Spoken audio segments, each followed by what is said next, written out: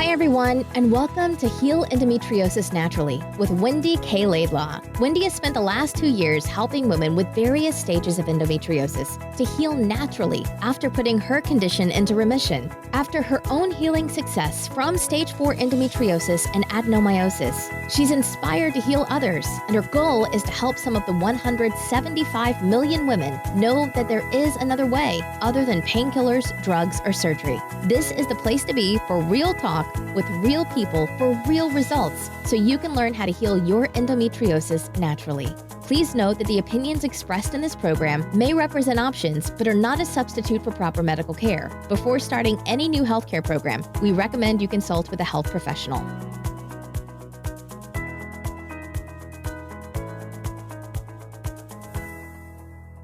Hey everyone, it's Wendy K Laidlaw here, and as always, I do hope that this video will find you well. It's very cold in Scotland, hence why I have the furry attire on that I do, so do forgive this look. But the reason I'm jumping on today, it's kind of a topic that comes up a lot with some of our clients, and I just felt that it might be something that you would benefit from on this journey. So if you're listening to my podcast or on my YouTube channel, you're a woman who is a self-starter, strong, progressive, and looking to do something different. You're thinking outside the box. So for that, I commend you. I commend you for listening, as I say, to this podcast or being on this channel, because I know how challenging it can be to be doing something different. And perhaps, you're getting sort of feedback or negativity or opinions by people who don't have endometriosis, or perhaps even the medical field who are pushing and putting pressure upon you to go down a certain pathway. So the very fact you're listening to me is awesome. There's some part of you that knows that there has to be another way, and there is another way. But you'll come across many professionals on this journey, and I'm hoping as you continue along the pathway that, through the podcasts and the books and everything else that I try to put out there to kind of empower you, that above all, you listen to your instincts. And especially when you're dealing with all different types of professional, they could be mental health professionals, they could be nutritional professionals, it could be medical professionals. And I think ultimately what I always want to encourage the women that come through here is you matter. You are worth it. You must listen to yourself above all things. And that's actually one of the most challenging elements of our journey because of the way that we've been conditioned, the way that we've been almost indoctrinated into a way of being. However successful we might even appear on the outside, or whatever accolades or achievement we've even had, there is this probably an element of self-doubt internally that we have to learn how to navigate that, how to turn that around, that high degree of sensitivity that we turn into, which we know we have the strength, but how to turn that sensitivity into a superpower is kind of what I call it. But ultimately, what's come up recently is several clients of ours who, over and above coming through our program, of which is a very highly supportive, what I call extreme VIP support, because obviously there's a number of different elements. There's the 5 Ps that we're addressing: the produce, the products, the property. To be honest, they're the easy parts, but then it's people and past that we're having to, guide and encourage our clients to navigate through as well, so they can come back into their body, into their instincts, and understand through their learning, to hear themselves what they need to do to move forward. And as part of the ongoing journey, obviously, we encourage our clients to expand on their circle of support, really safe support. We have obviously I'm biased, but we have an amazing team of support here, but also we encourage our clients to expand on that safe circle of support. And sometimes one of those suggestions might be to have a counselor, super safe counselor, or, a really kind therapist to allow that extra support and encouragement and shining a light and guidance as to how to maybe dig down deeper into the subconscious parts of our brain to see kind of what else might have gone on, perhaps in the past. As you know, of the 5 Ps, the 5 poisons, the past is a big one.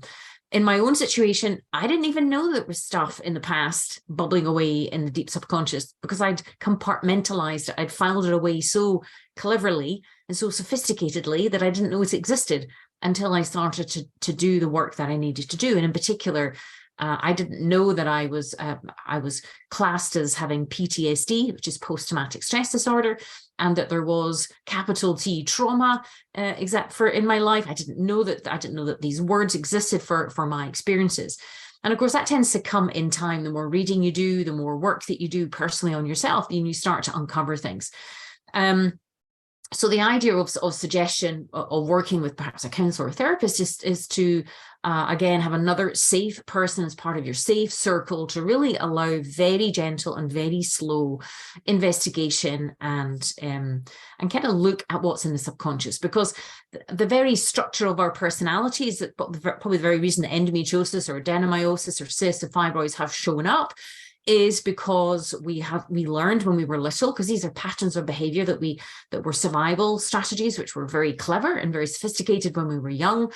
But there's a reason why there's inflammation and hormone imbalance in the body, and that there's something affecting or what was mine, but is mine's good now because it's all in remission, but affecting someone's immune system, because ultimately any endometrial deposits that are lying around in the abdominal cavity or migrated anywhere else, the body, theoretically, the immune system should be able to go along that little Pac-Man and eat these things up and dissolve them. Any displaced endometrial tissue, same with any cysts or fibroids. If that's not happening, then you've got to say why. And normally what is impairing, as I say, the immune system is perhaps things like inflammation, the nervous system, all these kind of, past trauma that's deep in the subconscious that is, the body's dealing with that rather than able to sort of focus on the immune system. So as I say, that part of our suggestions at certain points on this 12-month journey is to, get on board. Like I use the analogy of King Arthur and the Round Table. You're Queen Arthur, and you start to bring people to your table that are trusted, that instinctively, that you can, work with to, deepen your understanding of yourself, of what's happening inside your body and your emotions and things. So as I say, what's come up recently is very interesting. A couple of our clients have gone to see some therapists. And the reason, obviously, it took me, I think, 5 different therapists before I found one that I could trust, that was safe, that was just amazingly professional, had abject faith in me, and was just continued to keep training. It wasn't even like she just got her qualifications and then stopped, because that's another element. If you are at that point in your journey and you feel that need and that calling to have a professional who can help you emotionally to uncover what might be going on deep in the subconscious below your level of consciousness, then it's very important to take your time to find the right person for you. As I say, it took me 5 different therapists before I found the right one. And the reason I'm jumping on here today is I just kind of want to remind you, as I say, that you're super important, that if you have dis-ease showing up in your body, any form of inflammation, hormonal imbalance, and there's different signs and symptoms and pain showing up in your body, is because your body's trying to get your attention. And when you start to make these necessary changes to really take back power and control of your body, and as I say, we're trying to go down deeper and trying to uncover what might be there, it's super, super important to find someone who is safe. Now, how do you establish if somebody's safe, that you're going to, you could go through onto Google, and I was going to say the yellow pages, but that's showing my age. You could go onto Google and search for a therapist or counselor, and you're literally going out into the wild, wild west of the internet. You've got no idea who this person is. Yes, they might have a good bio. Yes, they might appear to be okay, but until you actually engage with that person, you don't know. Now, normally what I do suggest is, because of the very nature of the disease, of the condition, I suggest that you contact a female therapist or counselor. How can a man possibly understand what it's like with the condition that you have if he's never even had a period? So that's number 1 suggestion. Number 2 suggestion I make is that if you like the feel of their website and that you seem to connect with what they're saying, that you perhaps arrange a telephone appointment, first of all, and make sure that it's free, so you can get a sense of whether or not you like this person. And all the while you're tuning back into yourself, you're listening to your instincts.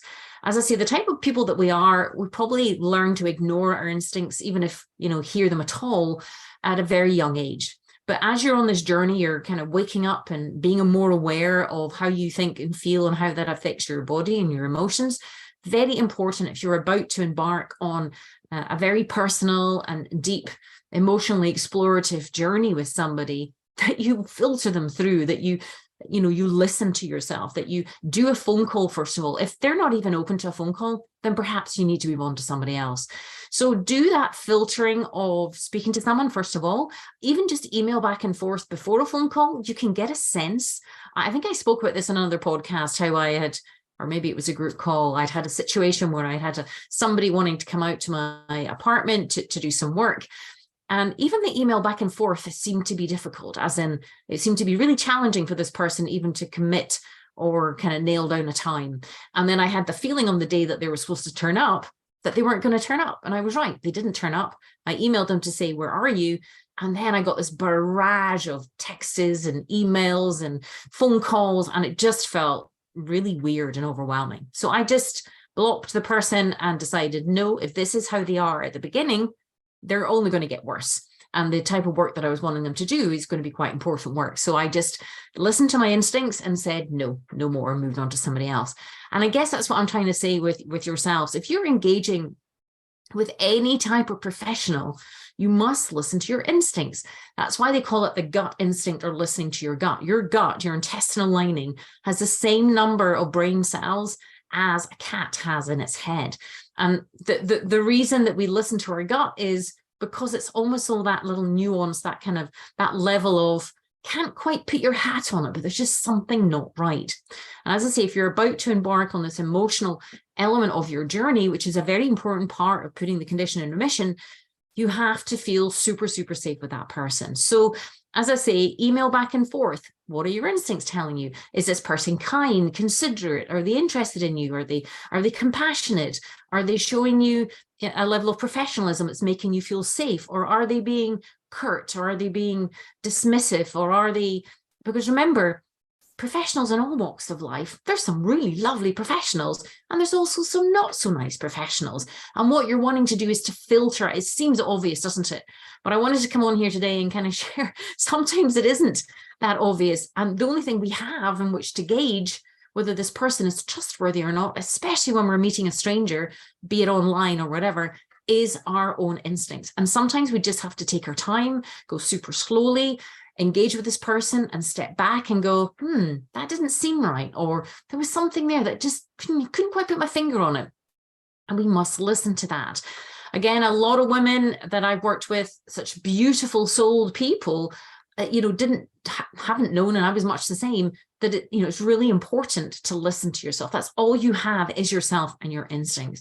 So when you're even contemplating to engage with someone, especially in a therapeutic environment, I mean, it's bad enough even with the medical field or any other field, any other professionals. You're putting yourself with medical field, putting your body into somebody else's hands, which again, if you're listening to this podcast, I'm hoping that you've ceased that, you've stopped that, and you recognize the power that you have within yourself to really influence your body's immune system and its healing capacity. And then, as I say, if you're looking to engage with someone from an emotional perspective or look at the past, that's it's very vulnerable work. And there's so much kind of new age psychology out there about, be vulnerable and be open. No, don't be vulnerable and open. It's a dangerous world out there. There are people out there who don't have your best. They don't know you, and they have their own agenda. And they don't have your best interests at heart. I think it's really important to be aware of that. There's just so much claptrap. I think the word of last year, according to the dictionary, was codswallop. And I love that word, codswallop.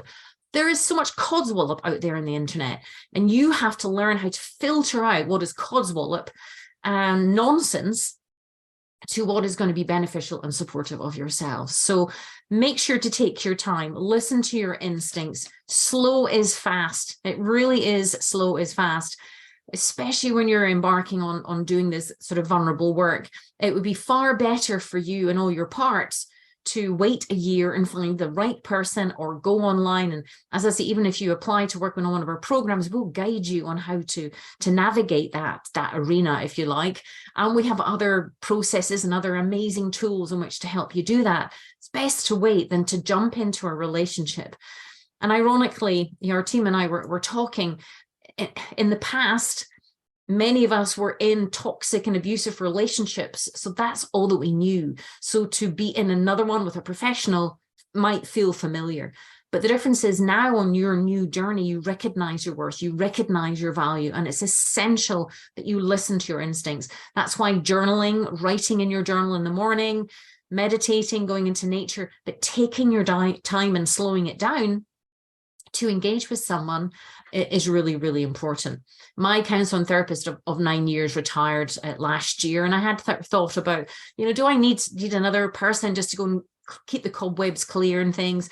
And I engaged with somebody by email, but there was just nothing came back. And again, I thought, well, if that is how she is over email, she isn't going to be like that face to face. So very, very important to listen to yourself to get the right person.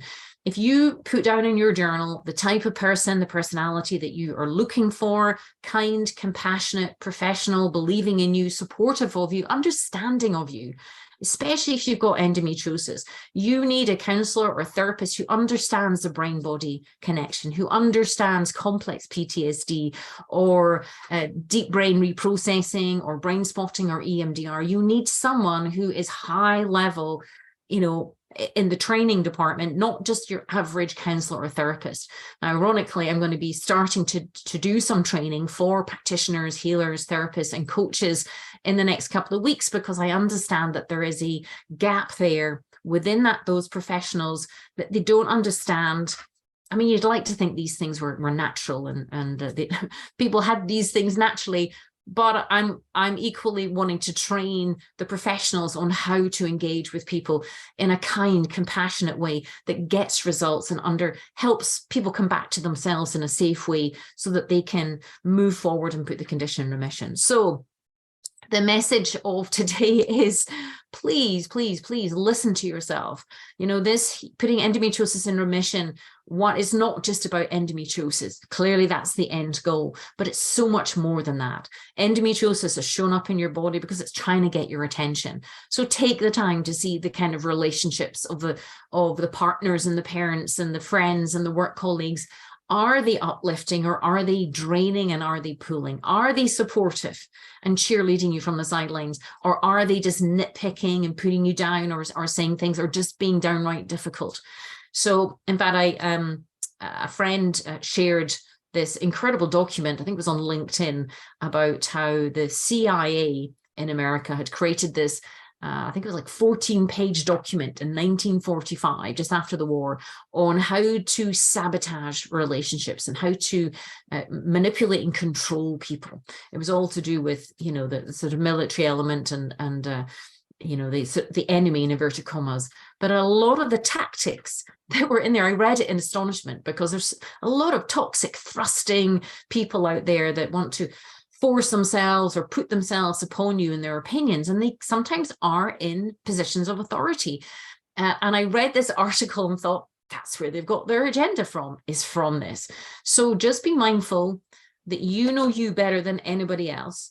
You have the most amazing instincts. You just have to learn to trust them. And it might be very contrary to how you would have been in the past, especially when it comes to authority figures and professionals. At the end of the day, if you're going to be doing any kind of vulnerable work, it's not a case of just being open and vulnerable with anybody. You have to be respectful to your more vulnerable parts themselves and provide an environment where you are going in, making sure that all the parameters are there before you start doing any deep work. There are a lot of professionals that have done a lot of harm emotionally to people. And sadly, we've seen that coming through the program, how upsetting and distressing and upsetting has been for women who have gone into these situations. I was the same. I'd have terrible experiences in the past where you just openly trusted people and they weren't trustworthy. So your main aim is to establish, is this person trustworthy? Can I trust this person? And it goes from the very early elements of the communication. So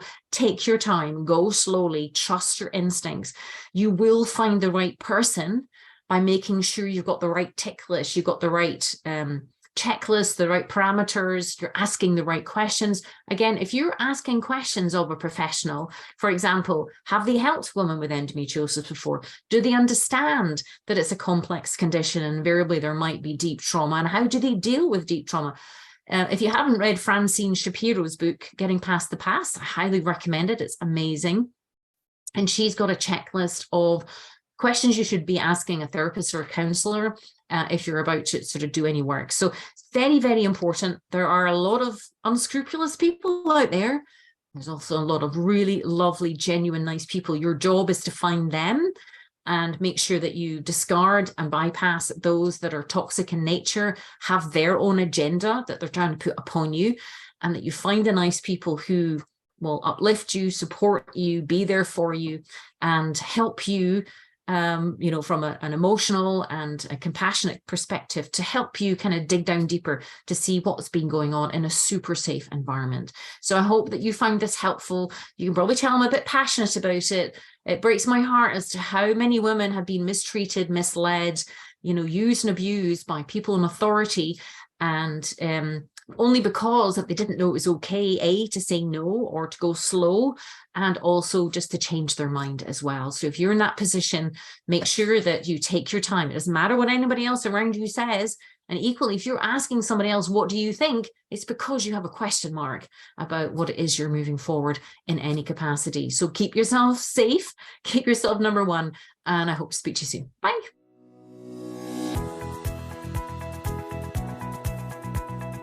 Thanks for listening to Heal Endometriosis Naturally with Wendy K Laidlaw, and I hope you enjoyed the show. Don't forget to subscribe, like, and rate us. If you're interested in learning more, you can download your top 5 jumpstart tips at healendometriosisnaturally.com and jump on the VIP email list. Remember to keep you number one. The world needs a healthy you.